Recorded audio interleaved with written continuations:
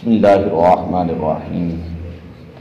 حضرت سیدنا انس بن مالک رضی اللہ تعالیٰ عنہ سے مروی ہے، آپ فرماتے ہیں حضور علیہ الصلوۃ والسلام نے ارشاد فرمایا، یحرم ابن آدم ویشب منہ اثنان، انسان بوڑھا ہو جاتا ہے لیکن دو چیزیں اس کی پھر بھی قوی اور طاقتور رہتی ہیں، الحرص علی المال والحرص علی العمر، مال کی محبت اور عمر کی محبت، یعنی مال کی لالچ پھر بھی اس کی طاقتور رہتی ہے، قوی رہتی ہے، اور عمر کی لالچ جو ہے وہ پھر بھی اس کی طاقتور اور قوی رہتی ہے۔ انسان بوڑھا ہو جاتا ہے لیکن یہ دونوں چیزیں اس کی پھر بھی جوان رہتی ہیں۔ حضرت ابن عباس رضی اللہ تعالی عنہما سے مروی ہے، فرماتے ہیں حضور علیہ الصلوۃ والسلام نے ارشاد فرمایا، لو کان ابن آدم وادیان من مال، اگر ابن آدم کے پاس دو وادیاں بھی مال کی بھر کر ہوں، لبتغى ثالثا، پھر بھی وہ تیسری کی تلاش کرے گا۔ اگر ابن آدم کو دو وادیاں بھی مال کی دے دی جائیں پھر بھی وہ تیسری کی تلاش کرے گا، ولا یملأ جوف ابن آدم الا التراب، پھر حضور علیہ الصلوۃ والسلام نے فرمایا کہ ابن آدم کی خواہش اور لالچ اور اس کا منہ جو ہے وہ کوئی چیز نہیں بھر سکتی سوائے قبر کی مٹی کے، وَيَتُوبُ اللَّهُ عَلَى مَن تَابَ، اور اللہ تعالیٰ جو اس سے توبہ کرتا ہے اس کی توبہ کو قبول کر لیتا ہے۔ اگلی روایت میں حضرت عبداللہ ابن عباس رضی اللہ تعالیٰ عنہما سے ہی ہے، اور حضرت عبداللہ ابن عمر رضی اللہ تعالیٰ عنہ بھی راوی ہیں۔ آپ فرماتے اخذ رسول اللہ صلی اللہ علیہ وسلم ببعض جسدی، نبی اکرم صلی اللہ علیہ وسلم نے میرے کندھے کو پکڑا، فقال، اور فرمایا، کن فی الدنیا کانک غریب، دنیا کے اندر تو اس طرح رہ جس طرح ایک مسافر ہوتا ہے، وعد نفسک فی اہل القبور، اور اپنے آپ کو قبر والوں میں شمار کر، اپنے آپ کو اہل قبور میں سے شمار کر۔ یہ حدیث پاک بڑی عبرت والی حدیث ہے، جس حدیث کے اندر اشارہ اس بات کی طرف کیا جا رہا ہے کہ موتوا قبل ان تموتوا وحاسبوا انفسکم قبل ان تحاسبوا، کہ مرنے سے پہلے انسان مرنے کی تیاری کرے، موت سے پہلے موت کی تیاری کریں، اور قبل اس کے کہ اللہ کی بارگاہ میں اس کا محاسبہ کیا جائے، اس سے حساب لیا جائے، انسان خود ہی اپنا محاسبہ کرے، انسان خود ہی اپنا محاسبہ کریں۔ تو یہ حدیث پاک انسان اگر اس ایک حدیث پہ ہی غور کر لیں کہ جس میں حضور علیہ الصلوۃ والسلام نے فرمایا کہ صبح کرے تو شام کا انتظار نہ کر، شام کرے تو صبح کا انتظار نہ کر، اپنے آپ کو دنیا کے اندر جو ہے اس طرح رکھ کے جس طرح ایک مسافر ہوتا ہے یا جس طرح ایک غریب ہوتا ہے، وہ ایک جگہ سے دوسری جگہ تبدیل ہوتا رہتا ہے، فرمایا اُدَّ نَفْسَكَ فِي أَهْلِ الْقُبُورِ، اپنے آپ کو قبر والوں میں شمار کر۔ حضرت ابو ہریرہ رضی اللہ تعالیٰ عنہ بیان کرتے حضور علیہ الصلوۃ والسلام نے فرمایا،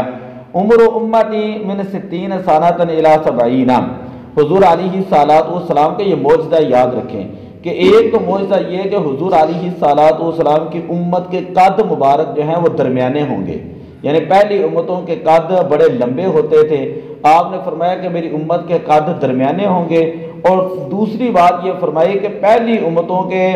جو عمریں ہوتی تھیں، پہلی امت کی عمریں وہ لمبی ہوتی تھیں، فرمایا عمر امتی من 60 سنۃ الی 70، میری امت کی عمریں 60 سے 70 سال کے درمیان ہوں گی۔ اگر اس سے کوئی زیادہ بھی ہو جاتا ہے تو اس کے بارے میں بھی آپ سماعت فرمائے، حضرت ابو بکرہ رضی اللہ تعالیٰ عنہ بیان کرتے ہیں کہ ایک شخص نے حضور علیہ الصلوۃ والسلام کی بارگاہ میں عرض کی، یا رسول اللہ ای الناس خیر، یہ جو لوگ کہتے ہیں نا یا رسول اللہ کہاں پر لکھا ہوتا ہے، یہ جو دیکھیں میں مشکوٰۃ شریف کا درس دیتا ہوں، یہ بخاری شریف کی حدیثیں پڑھتا ہوں، تو جگہ جگہ پر یہی آتا ہے کہ جب بھی صحابہ کرام حضور علیہ السلام سے مخاطب ہوتے ہیں، کوئی بات عرض کرتے نا تو یہ لفظ کہتے کہ یا رسول اللہ۔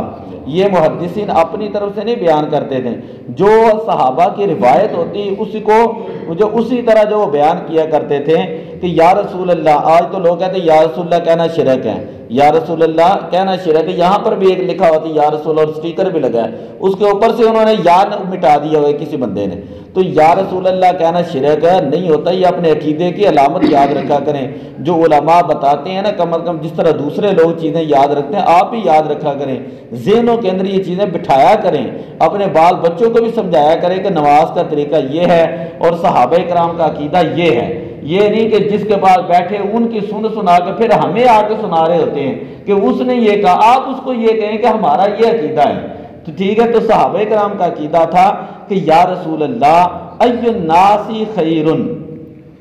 کہ لوگوں میں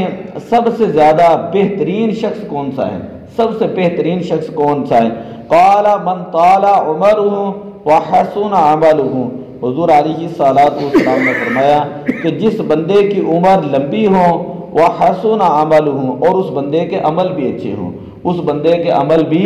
اچھے ہوں۔ حضور علیہ الصلوۃ والسلام نے فرمایا کہ بوڑھا ہو اور زانی ہو، بوڑھا ہو اور متکبر ہو، اللہ تعالیٰ کا عرش اس بندے کے عمل سے جو وہ ہل جاتا ہے۔ تو یہ بات یاد رکھے۔ قال فأي الناس شر، صحابی رسول اللہ کہتے یا رسول اللہ لوگوں میں سے شریر ترین آدمی کون سا ہے؟ تو قال من طال عمره وساء عمله، وہ بندہ بدبخت ہے اور شریر ہے کہ جس کی عمر تو لمبی ہو لیکن ساء عمله، اس بندے کے عمل اچھے نہ ہوں، اس بندے کے عمل اچھے نہ ہوں۔ تو اللہ تعالیٰ نے جو زندگی کی نعمت دی ہے، جو لمحات ہیں، ان کو فضول کاموں میں گزارنے کے بجائے کوشش یہ کیا کریں کہ اللہ تعالیٰ کی اطاعت کے اندر اور بندگی کے اندر گزاریں۔ اگر کوئی بندہ زیادہ عمل نہیں کر سکتا تو آج کل کم از کم اتنا ضرور کر لیا کریں کہ پورے دن کے اندر جب بھی موقع ملے، ٹیلی کاؤنٹر بے شک رکھ لیں، جب بھی موقع ملے تو 313 کا عدد ہوتا ہے درود شریف کا، 313 مرتبہ درود شریف پڑھ لیں، اسی طرح 313 مرتبہ استغفار پڑھ لیں کہ استغفر اللہ ربی من کل ذنب واتوب الیہ۔ تو کبھی نماز کے لیے آ رہے ہو 2-4 منٹ ہو تو اس میں 2-4 جتنا پڑھا جائے، نماز کے بعد آتے جاتے راستے میں جتنا زیادہ پڑھا جائے، تو یقین کرے کہ ایک تو اس کا یہ فائدہ ہوگا اللہ تعالیٰ انسان کو گناہوں سے بچائے گا، دوسرا فائدہ یہ ہوگا کہ رزق جو ہے نا، رزق یہ نیک بندے کی طرح اس طرح چل کر آتا ہے، حدیثوں کے اندر آتا ہے جس طرح لوہا مقناطیس کی طرف آتا ہے، جس طرح لوہا مقناطیس کی طرح کھینچ کر آتا ہے نا، تو رزق جو ہے وہ نیک بندے کی طرح اس طرح دوڑ کر آتا ہے۔ یہاں پر ایک حدیث پاک میری نظر سے گزری ہے کہ جس کے اندر حضور علیہ الصلوۃ والسلام نے رزق کے حوالے سے بیان فرمایا تھا۔ آپ صلی اللہ علیہ وسلم نے ارشاد فرمایا کہ میں اللہ کی عزت کی قسم اٹھا کر کہتا ہوں، ما ناقص مال عبد من صدقۃ، جب بندہ اللہ کا ہو جاتا ہے نا تو اللہ تعالیٰ کبھی بھی اس کے مال کے اندر کمی نہیں آنے دیتا، کبھی بھی اس کے مال کے اندر کمی نہیں آنے دیتا۔ تو اس لیے ہمیں یہ کوشش کرنی چاہیے کہ چلو زیادہ نہیں، بندہ لمبے لمبے وظیفے نہیں کر سکتا تو درود شریف تو حضور علیہ الصلوۃ والسلام کی بارگاہ میں ایک نذرانہ پیش کرنا ہوتا ہے، اور ایک ایسی عبادت ہے جو قطعی القبول عبادت ہے، ادھر سے آپ پڑھتے ہیں فوراً اللہ کی بارگاہ میں قبول ہو جاتی ہے۔ اور حضور علیہ الصلوۃ والسلام نے فرمایا انی اسمع صلاۃ اہل محبتی، جو محبت والے لوگ ہوتے ہیں نا تو میں اللہ کا نبی خود ان کا درود پاک سنتا ہوں، میں خود ان کا درود پاک سنتا ہوں۔ اس لیے آپ کوشش کیا کریں کہ درود شریف کم از کم 100 مرتبہ ضرور پڑھ لیں، دن کے اندر 100 مرتبہ پڑھیں، وگرنہ 313 کا عدد صوفیہ بڑا بیان کرتے ہیں اہل بدر کے صحابہ کے تعداد کے اعتبار سے، اور اسی طرح استغفار پڑھیں 313 مرتبہ پڑھ لیں، تو کبھی بھی انسان کو رزق کے اندر کمی نہیں ہوگی، اور انسان کی عمر کے اندر بھی برکت ہوگی، اور انسان کے اہل و عیال اس کے اندر بھی اللہ تعالیٰ برکت ڈالتا ہے۔ دعا اللہ تعالیٰ عمل کی توفیق عطا فرمائے۔